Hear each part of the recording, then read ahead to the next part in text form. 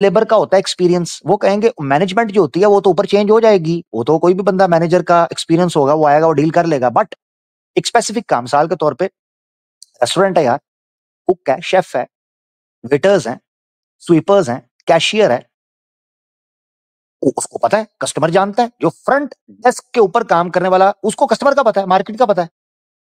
अब अगर पूरी की पूरी कंपनी बंद होकर नए सिरे से शुरू हो, तो लोग सैकड़ों की तादाद के अंदर जॉब से अड्डो बैठेंगे, बिजनेस का नुकसान होगा। लिहाजा उसकी दूसरी टेक्निक ये है, ऑनर चेंज कर लिया जाए।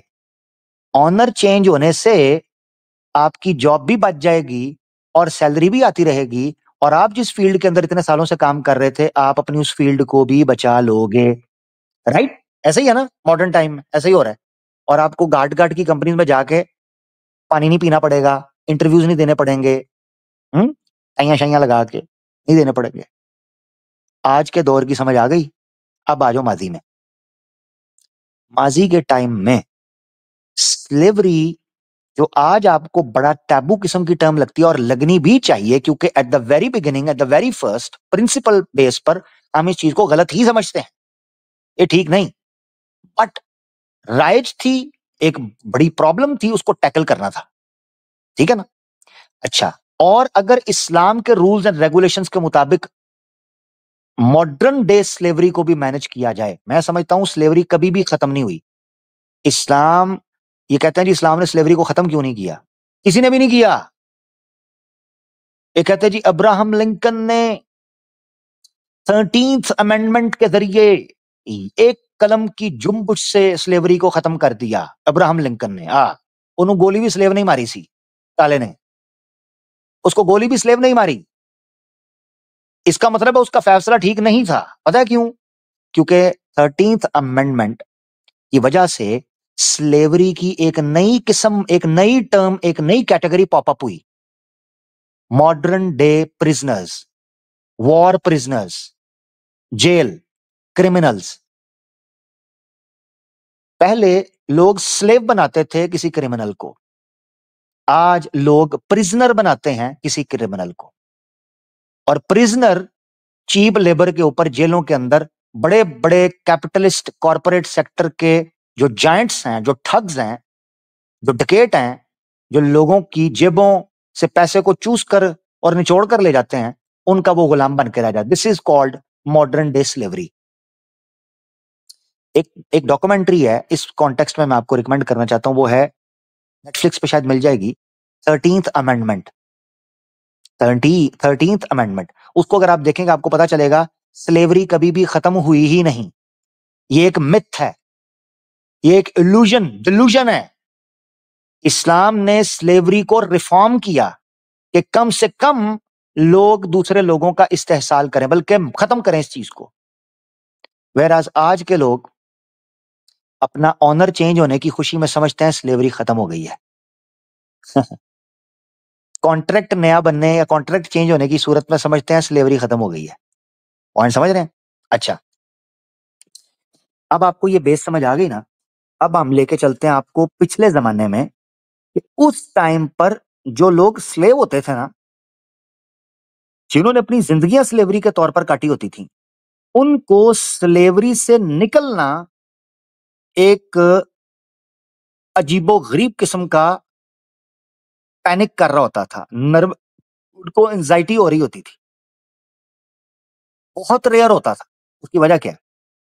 उसकी वजह ये है, वो सोचते थे उनको, वो किस कबीले में जाएंगे, उनको ये डर होता था उनसे शादी कौन करेगा, उनको डर होता था कि वो जिस इलाके के अंदर है वहां पे जॉब क्या करेंगे। स्लेव की एक रिस्पेक्ट उसके मालिक की वजह से होती थी। जैसे ही स्लेवरी का टैग उससे हटा, और इस्लाम को अगर उस सीन के अंदर से माइनस किया जाए, तो स्लेव की बताओ इज्जत होती क्या थी? कख भी नहीं। वो तो बिलाल हबशी इस्लाम की वजह से रजी अल्लाह अन्हो वो इज्जत पाई कि काबे पे खड़े होकर अजान दी, या हजरत उमर फारूक या दीगर साहब बड़े बड़े उनको सैयद कहकर बुलाया करते थे, हजरत बिलाल जो है वो अजान दिया करते थे। ये मकाम तो इस्लाम ने दिया। उसके बगैर तो स्लेव डरता था कि मैं अगर आजाद हो गया तो मुझे खाना, मैं रोटी, मुझे छत कौन देगा। जैसे आज अगर कोई शख्स जॉब कर रहा है, तो उसको यह डर रहता है कि मेरी कंपनी अगर डूब गई तो मैं नौकरी कहां से, मेरी सैलरी कहां से आएगी। मैं पैसे कहां से कमाऊंगा? ये सारे मसले मसाइल। यार वैसे मैं किसी चीज को प्रमोट नहीं करता होता, मगर एक सीन की ऑडियो आपको सुनाता हूं, मेरे साथ रहना। शायद सनातनियों को इस पॉइंट से समझ आए कि उस टाइम पर लोगों के माइंड में क्या चल रहा था, लिहाजा स्लेवरी को रिफॉर्म करके मैनेज करके इकोनॉमिकल बनाना, बेनिफिशियरी जो है ना वो बेनिफिशियल उसको बनाना, उसके पीछे क्या हिकमत हो सकती है। मेरे साथ रहना जरा दोस्तों। मैं किसी चीज को प्रमोट नहीं करता हूं, मगर चूंकि हमारे सनातनी लोग बॉलीवुड से, हॉलीवुड से बड़े इंस्पायर होते हैं, तो मैं उनको एक ऑडियो सुनाना चाहता हूं। ठीक है? ऑडियो आपके लिए स्पेशल, आपके लिए ऑडियो होगी। रुकिएगा जरा दोस्तों, मेरा साथ दीजिएगा, थोड़ा सब्र कीजिएगा। हम्म। अच्छा जी, ये मैं आपको सुनाने लगा हूं, आपने इसको सुनना है। अच्छा जी।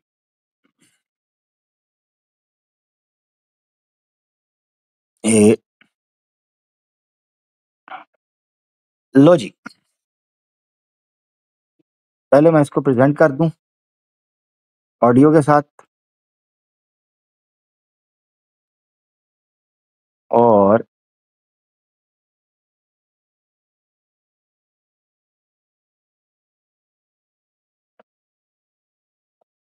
पहले मैं इसको ऑडियो के साथ प्रेजेंट कर देता हूं, फिर मैं इसको करूंगा हाइड।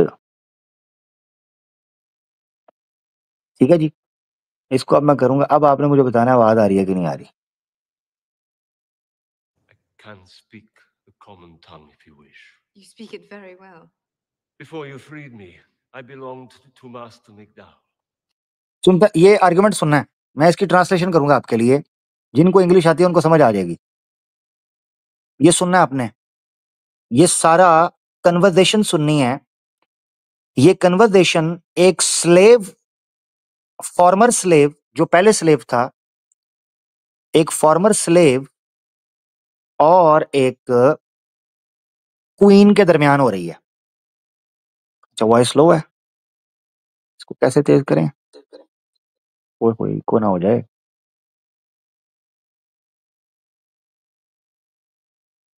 ये आवाज ठीक आ रही है, एक मिनट।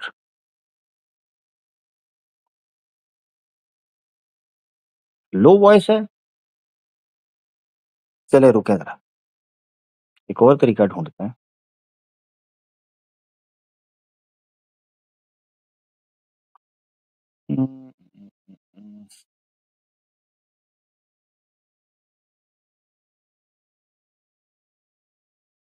अब सब कह रहे हैं आवाज बड़ी स्लो है, मेरे पास तो यार मुझे तो ठीक आ रही है यार, पता नहीं क्यों आपको, आपके पास स्लो होगी यार, मुझे तो सही आ रही है आवाज। हमें आप लोग पता नहीं क्या आपको लग रहा है। आपकी आवाज ऊंची करें भाई, अपने हेडफोन्स लगाएं यार, आपकी आवाज कम है, इधर ठीक आ रही है। चलो सुनो। I can speak the common tongue if you wish. You speak it very well. Before you freed me, I belonged to Master Migdal. वो कहता है मैं आपके साथ इंग्लिश में बात कर रहा हूं।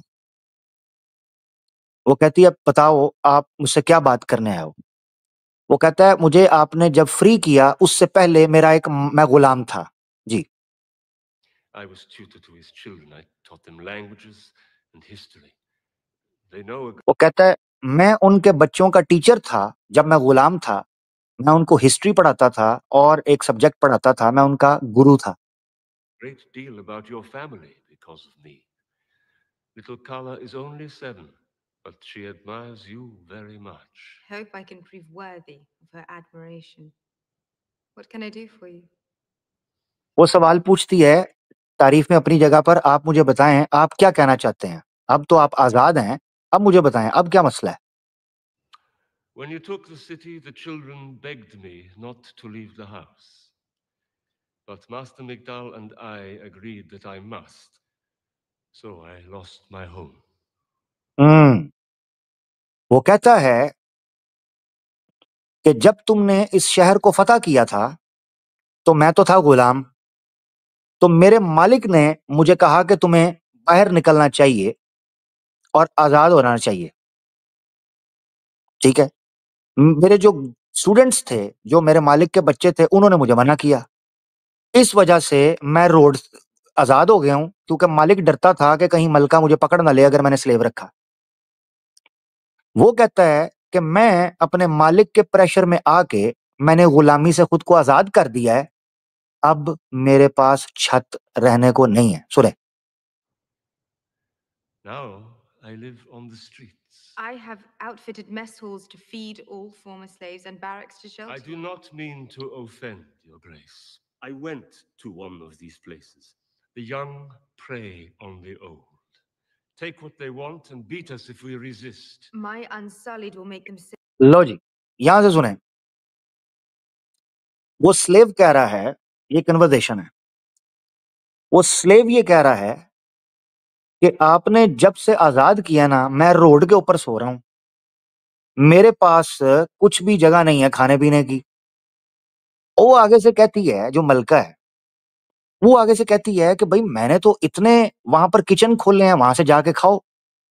वो आगे से कहता है हम खाने के लिए जाते हैं, हम है बूढ़े बुजुर्ग, वो जवान हमें मारते हैं, हमें निकाल देते हैं वहां से।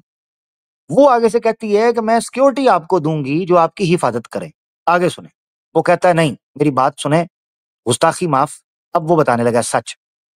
Make them safe again in short order, my friend. This I promise you. Even if they are safe, who would I be there? What purpose would I serve? With my master, I was a teacher. I had respect and love. आहा, आहा, आहा। उसने कहा कि तुम secure कर दोगी, मगर मुझे बताओ, मुझे मेरी जिंदगी का मकसद ही नहीं है कोई, मेरा पर्पज ही नहीं रहा। जब से तुमने मुझे आजाद करके रोड पर रखा है, मुझे तो कोई, मेरा तो दिमाग काम ही नहीं कर रहा। वो कहता है जब मैं स्लेव था तो मेरे पास जिंदगी का मकसद, मैं टीच करता था, मैं बच्चों को पढ़ाता था, मेरी इज्जत थी। Love of his children. What is it that you want from me? Your Grace, I ask you to let me sell myself back to Master Migdal. You want to. लो जी, वो कहता है, मलका ने उससे कहा तो मुझे बताओ फिर तुम चाहते क्या हो। वो मलका को कहता है मैं तुमसे इजाजत चाहता हूं कि मैं दोबारा अपने मालिक को खुद को बेच दूं। पता है ये सारी चीज मैं क्यों सुना रहा हूं?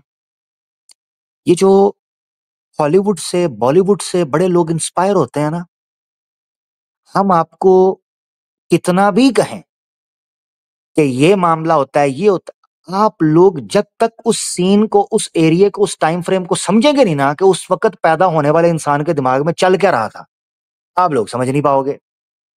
लिहाजा इस्लामोफोब के लिए ये कन्वर्सेशन बड़ी जरूरी है सुनना, हाँ, ताकि उसको पता चले। वो कह रहा है मलका मैं इजाजत चाहता हूं कि आप मुझे खुद को मेरे मालिक के पास वापस बेचने दें। ये वो कहता है। आगे वो क्या कहती है?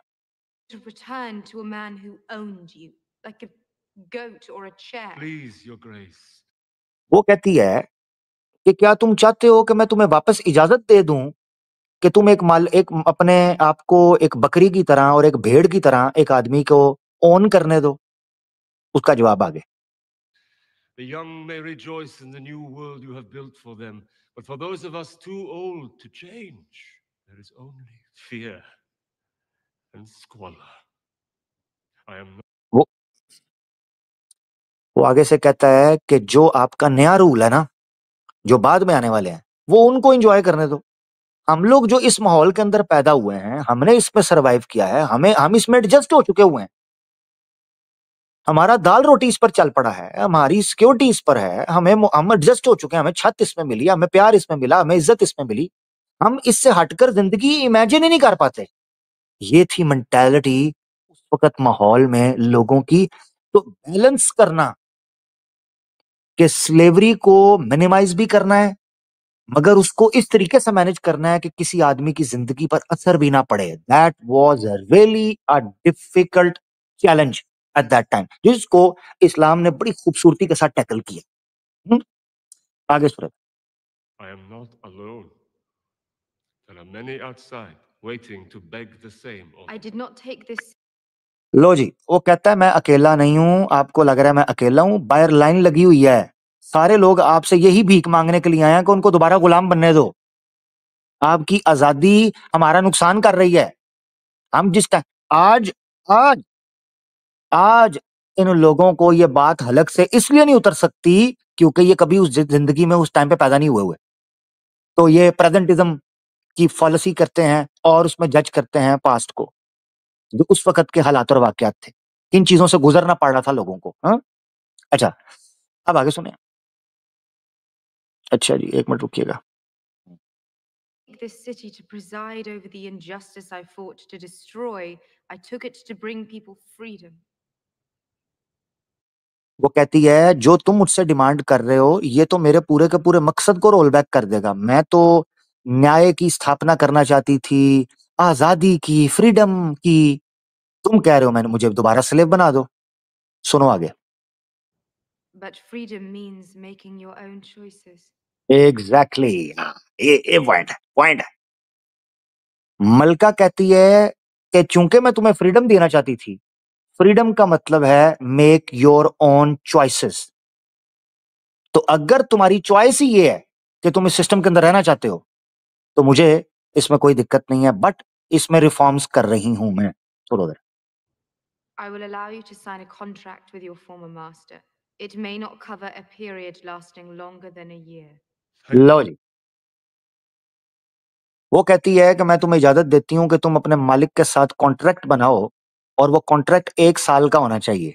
Modern day slavery, modern day slavery. आपको लगता था कि आप जॉब कर रहे हैं, आप तो सुबह अपनी मर्जी से उठते हैं,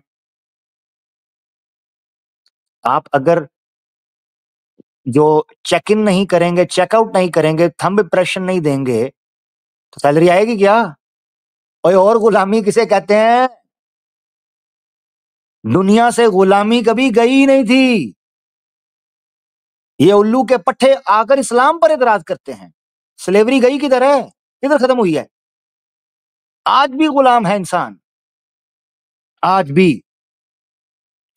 सिर्फ आज के इंसान को ये फ्रीडम मिली है कि वो अपने आका अपनी मर्जी से बदल सकता है गुलाम, आज भी गुलाम है।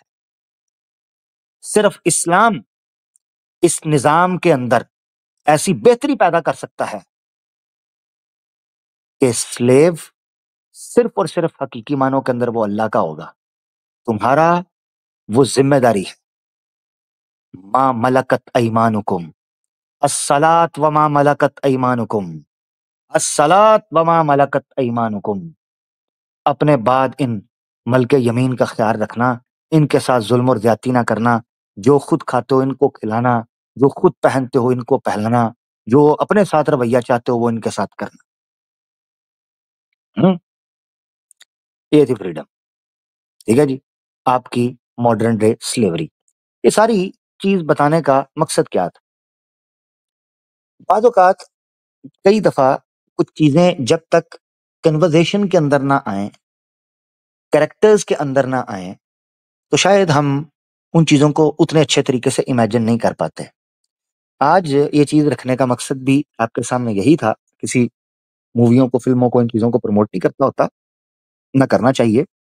अगर ये कन्वर्सेशन बहुत इंपॉर्टेंट थी आपके सामने लाना, कि आपको पता चले कि उस टाइम के ऊपर लोगों की जिंदगियों पर क्या बीत रहा होता है, क्या कर रहे होते। इस्लाम ने 1400 साल पहले कॉन्ट्रैक्ट करने की परमिशन दी थी। हाँ, किताबत। आज भी इस्लाम में उसूले किताबत मौजूद है। मुकातबत, सॉरी, नॉट किताबत, मुकातबत। मुकातबत, मुकातबत जो कि मुफाल से मुकातबा, हाँ, मुफाला के वजन पर मुकातबा निकलता है। उसका मतलब होता है कि म्यूचुअल अंडरस्टैंडिंग से स्लेवरी या गुलामी से निकल जाना। मिसाल के तौर पर एक गुलाम अपने मालिक को कहता है, मालिक साहब, मैं ना, आप अगर मुझे बेचना चाहो तो कितने में बेचोगे, मेरी क्या कीमत लगाओगे? वो कहता है भाई 5 लाख। वो कहता है मैं 5 साल के अंदर आपको ये पैसे दूंगा, आप मेरे साथ कॉन्ट्रैक्ट बनाए, आप मुझे आजाद कर देंगे। क्या करते हैं ये चीज? कुरान ने कहा है फकातिबूहुम, अमर के सीगे के साथ, अगर कोई स्लेव तुमसे कहे कि वो उसूल मुकातबत के उसूल के तहत, इस रूलिंग के तहत तुमसे निकलना चाहता है, आजाद होना चाहता है, तुमने हाथ नहीं रोकना, आजाद कर देना, चाहे वो को नॉन मुस्लिम ही क्यों ना हो। हाँ जी, नॉन मुस्लिम ही क्यों ना हो। आगे बढ़ते हैं, कुछ चीजें हैं जो डिटेल तलब है आगे भी, तो लिहाजा आगे बढ़ते हैं। यहां तक ये चीज क्लियर हो गई? किधर गई है प्रेजेंटेशन? आगे लेंगे, ये ठीक है। तो ये दो मैंने आपको बता दी एक्सेप्शन, अदर प्रॉपर्टी ना हो, ठीक है। ये देखो, did not have any other wealth. अच्छा, और इसी तरीके से ये डेथ वाला जो मुदब्बिर का गुलाम होगा, उसको भी मना किया गया। उसके पीछे क्या हिकमत है मैं डिटेल से पीछे बयान कर चुका हूं, जिसने नहीं सुनी और नहीं सुने। अच्छा जी, यहाँ पर इसने नबी पाक सल्लल्लाहु अलैहि वसल्लम के ऊपर इस यस्सु की कुत्ती ने, जिसको हम आने वाले प्रोग्राम्स के अंदर सबक सिखाने वाले हैं, इस एतबार से कि इसकी ऑडियंस तक उसकी धमक पहुंचेगी और सनातनियों को पता चलेगा कि जिन चीजों पे तुम हंसते रहे हो, या इस्लामोफोब्स को पता चलेगा कि तुम्हारे साथ क्या बीतती है, क्या बनती है। नबी पाक सल्लल्लाहु अलैहि वसल्लम के ऊपर इसने नाउज बिल्ला ये इल्जाम लगाए, और इल्जाम लगाने के लिए भी इतना बोदा और बेहुदा किस्म की बेस पकड़ी, जो कि बेसिकली स्लेवरी के अंदर हम पहले ही डिस्कस कर चुके हुए हैं। इसने कहा for me doing sex with the slave girls is a rape. इससे एक पॉइंट समझ आता है कि नबी पाक सल्लल्लाहु अलैहि वसल्लम के ऊपर ओरिजिनली टेक्निकली ऐसा कोई इल्जाम ये साबित नहीं कर सका, लिहाजा इसकी मजबूरी थी कि स्लेव गर्ल्स के कॉन्टेक्स्ट में चीज को उठाता। इसकी मजबूरी बन गई थी, मजबूरी बन गई हुई थी, लिहाजा इसने पहला पंक्चर लगाया फॉर मी। तू कौन है बे, तू कौन है? फॉर मी के बच्चे, तेरी क्या औकात है? कुत्ती के पिल्ले, तेरी औकात क्या है? हैं? तेरी औकात क्या है? फॉर मी, कौन है तू? क्या औकात है तेरी? मैदान में निकलने का तप्पड़ है तेरे में? खिंजीर के तुखम, फॉर मी। तू वही है ना, तू वही है ना जिसके लिए फॉर मी ये भी हुआ करता था? ये तेरे लिए था for me, that's who I am. तू वही है ना? The stories, Krishna, Brahma, all these kind of stupidities, all of your so-called gods are beneath me, under me. I don't even piss on them because my piss is better than your gods. I don't even piss on them because my piss is better than your gods. Because my piss is better than your gods. That's who I am.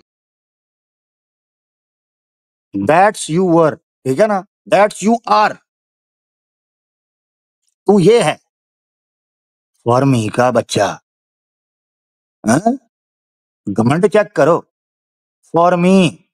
तू कौन है बे? तू दुनिया चलाता है? हैं?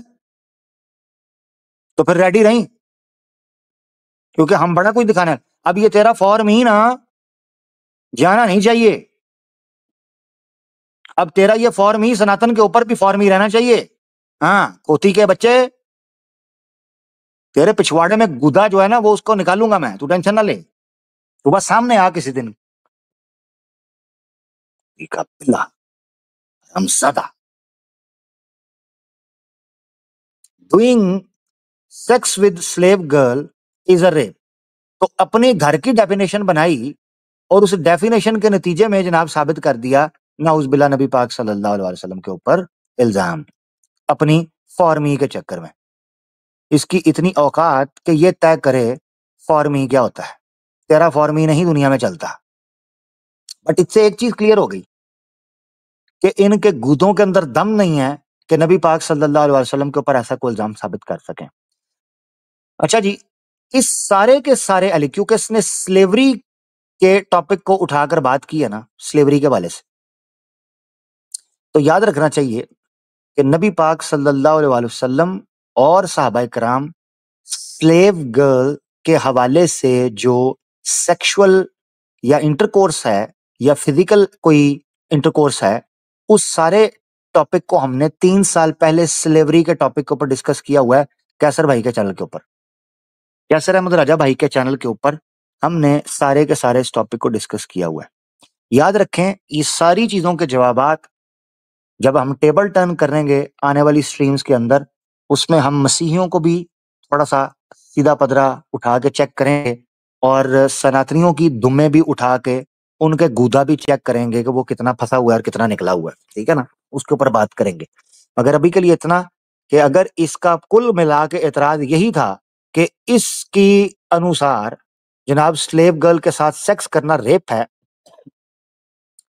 तो तू भाड़ में जा, फिर तेरी कोई हैसियत नहीं है, तेरा फॉर्मी हम नहीं मानते।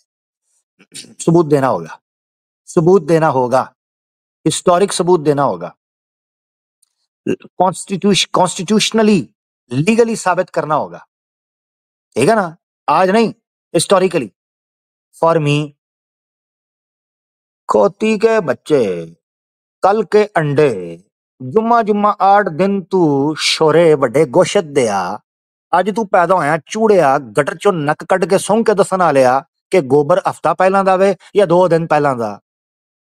तू बताएगा फॉर मी, अंडे के छिलके, कुत्ती के पिल्ले, खंजीर के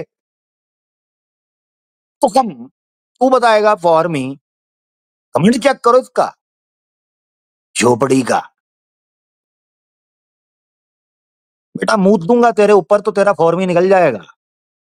ये बदमाशी ना, बदमाशी ये टुनियों के सामने किया कर, तेरा किसी मोमेंट से वास्ता पड़ा नहीं अभी, मैं रैप्टे बहुत मारूंगा फॉर्मी का बच्चा। पिछवाड़े में दम नहीं और अकड़ दिखाएगा, खोती का पुत्र, चूड़ा, गटरिया, गोबरिया, मूर्ति पूजक और एक मुवाहिद के सामने आके ड्रामेबाजी करे फॉर्मी। काला पापा जा तो चूड़ा फॉर्मी। नेशनल टीवी पर बैठकर फॉर्मी चौड़ा हो रहा है, उल्लू के पट्टे उधर कई सीता जैसी भी बैठती हैं। नेशनल टीवी पर बैठना तेरे लिए बड़ा गर्व की बात होगी, हम बूट की नोक पर रखते हैं तेरे नेशनल टीवी टूवी को। बात करे, मुंह पर अंडरवेयर पहना है फॉर्मी, औकात चेक करो फॉर्मी दा बच्चा, जसूदी कुती, जात दी कुती ते फॉर्मी दे उसूल।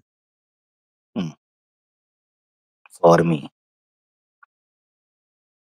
अच्छा जी, तो ये स्लेवरी के टॉपिक के ऊपर हमने म्यूचुअल कॉन्सेंट वॉरफेयर के अंदर जो दोनों पार्टीज की तरफ से होता था, अंडरस्टूड था, ठीक है ना, ये रिटन ऑन द वॉल था कि उसमें जो कंबेटेंट्स आएंगे या जो इर्द गिर्द की चीजें आएंगी वो किस तरह मलकियत बनती हैं और उनका इस्तेमाल कैसे होगा और क्या मामला होंगे, सबको पता होता था कि कोई ऐसी चीज नहीं है। So that was not a rape at all, और रेप नहीं था, ना आती ना आते ना मौजूद होते वहां पर, हैं अंब लैन आए सो थे, हैं और यसू दिए कुतिए अंब लैन आंदियां सन तुहाडियां औरतां उत्थे, हैं अंब लैन आंदियां सन।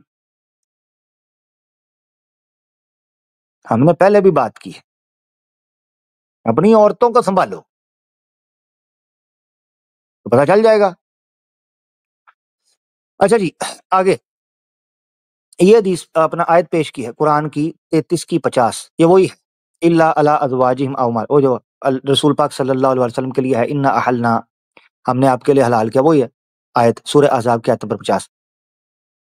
उस आयत के अंदर भी इसी चीज को डिस्कस किया जा रहा है कि जो मलके यमीन है वो कैसे आप उनके साथ फिजिकली इन्वॉल्व हो सकते हैं और वो किसी किस्म का रेप कंसीडर नहीं होगा। मैंने ना करीबन 2-2.5 साल पहले, चलो आपको एक झटके मिसाल के अंदर समझाता हूँ, चले इस पॉइंट को कम से कम, वैसे तो हमने उसमें स्लेवरी में डिस्कस किया हुआ है, मगर ये पॉइंट कि क्या स्लेव गर्ल के साथ सेक्स करना ये रेप कंसीडर होता है, इसको एक और अंदाज से भी हम समझ सकते हैं। वो ऐसे, शादी में एक म्यूचुअल कॉन्सेंट अंडरस्टूड होता है, वो कॉन्सेंट होता है कि आपने सेक्सुअल इंटरकोर्स आपका हस्बैंड का और आपका होगा, मियां बीवी का, ये माना जाता है। अब उसके बाद आज तक लीगल सर्कल्स के अंदर